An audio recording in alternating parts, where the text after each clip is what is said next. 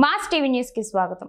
లక్షల రూపాయల విలువ చేసే ఇసుక డంపింగ్ నుంచి టిప్పర్ల వాహనాలతో దోపిడీకి ప్రయత్నం. నంబులపూలకుంట మండలం మర్రికొమ్మదిన్నె పంచాయతీలోని ఎర్రవంకవారిపల్లి సమీపం వద్ద చోటు చేసుకుంది.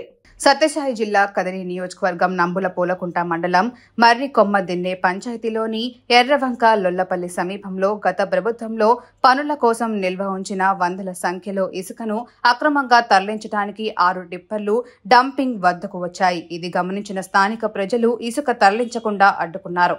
అక్రమంగా ఇసుక తరలించేందుకు వచ్చిన టిప్పర్ల వాహనదారులు స్థానిక ఎమ్మెల్యే పేరు చెప్పుకుంటూ కొందరు దౌర్జన్య పరులు పబ్బం గడుపుతున్నారు. అసలు ఎమ్మెల్యేకి ఎలాంటి సమాచారం లేకుండానే అడ్డమైన పనులకు శ్రీకారం చుడుతున్న దౌర్జన్య పరులపై దృష్టి పెట్టాలని ఎమ్మెల్యేని స్థానికులు కోరుతున్నారు. సర్పంచ్ భర్త మా మండలం నుండి ఇసుక తరలించటం సరికాదన్నారు.